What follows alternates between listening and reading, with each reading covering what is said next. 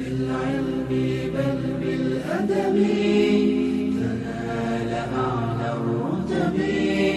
فعش حياة العلماء وقرأ صنوف الكتب ودم على تواضع. ما زلت يا مسكين يرضيك زيف مال نشوة شهوة ونسيت ما وراءك يا مسكين. تقدر على نار شمعة والله ما تقدر. طب جرب كده طب ولع شمعة وحط صبعك عليها كده لمدة نص دقيقة لمدة دقيقة والله ما تقدر. شمعة هل تصورت نار حريق مروع مدمر؟ الناس بتموت. الفرصة دلوقتي ان انت قادر تتوب وعايز تتوب وحابب تتوب. ممكن يطبع على القلب وما ترضاش تتوب. يلا توب بالله عليك توب. ما الكوثر؟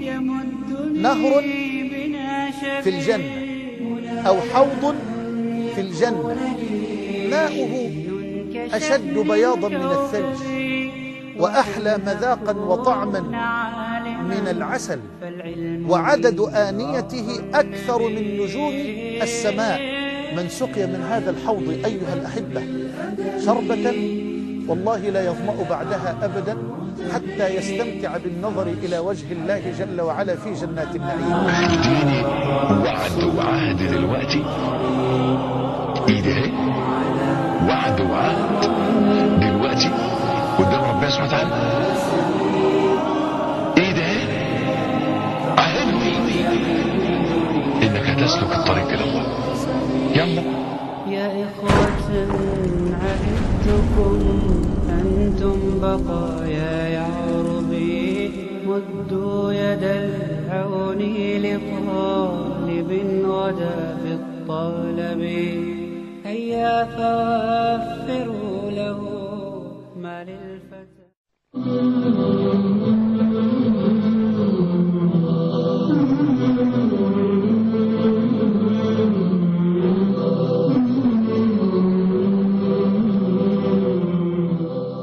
ربنا لا تزغ قلوبنا بعد إذ هديتنا وهب لنا من لدنك رحمة إنك أنت الوهاب. انا بسألك قلبك فين؟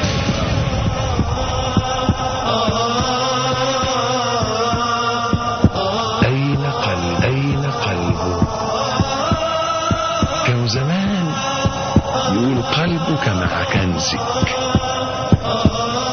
يعني الانسان قلبه مع كنزه مع فلوسه.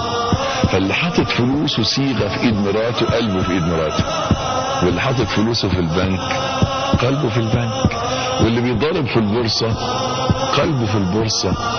كان كده.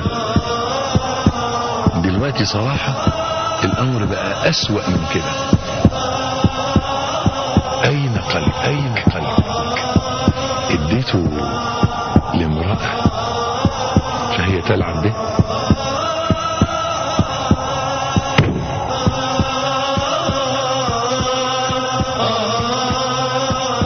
وديت قلبك فين؟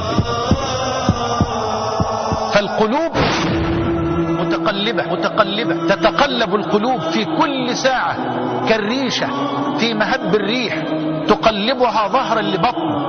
فحال القلب الآن يختلف عن حال القلب قبل ساعة، يختلف عن حاله بعد ساعة، وهكذا. ما سمي القلب قلبا إلا لكثرة تقلبه. فأمر الثبات على دين الله تبارك وتعالى أمر خطير وأمر جليل لأنه مرتبط بالقلب، والقلب متقلب.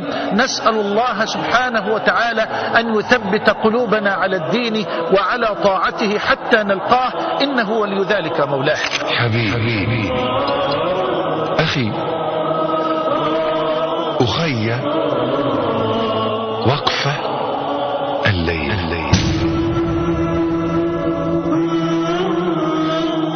يتساءل: أي القلوب قلبك؟ هل قلبك ما زال جنينا في بطن الشهوات؟ ما زلت يا مسكين تفكر ببطنك وفرجك؟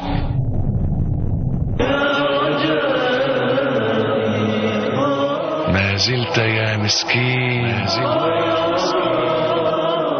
تعيش لمظهرك ودنياك؟ أما أن يخرج قلبك إلى فضاء العبودية؟ ما زلت يا مسكين يرضيك زيف مال نشوة شهوة ونسيت ما وراءك يا مسكين. إن غلبت مواد الإيمان على القلب صار القلب بفضل الله تبارك وتعالى قلبا سليما، وإن غلبت مواد النفاق على القلب صار القلب ولا حول ولا قوة إلا بالله قلبا منكوسا.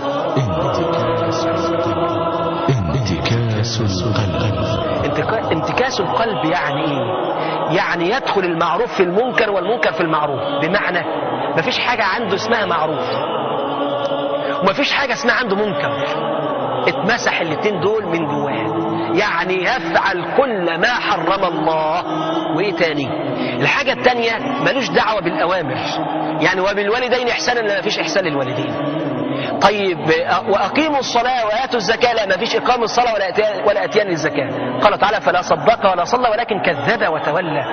ده صاحب القلب والعياذ بالله اللي احنا نسميه فيه انتكاسة. انتكاس القلب من أهم العقوبات الدنيوية لمن يفعل المعصية، ودي موجودة عند ناس كتير على فكرة. انتكاسة القلب، تلاقي قلبه ده فيه برودة ما بعدها برودة. إنسان ما فيش إحساس مجرد من الإحساس. لو شاف واحد كفيف بيعدي طريقه وعرض ربه ما بيتحركش له، ملوش دعوة بيه. الحاجة التانية عند فعل الحرام يفعل الحرام ولا يخشى من الله ولا من الناس والعياذ بالله. ده اسمه انتكاسة القلب.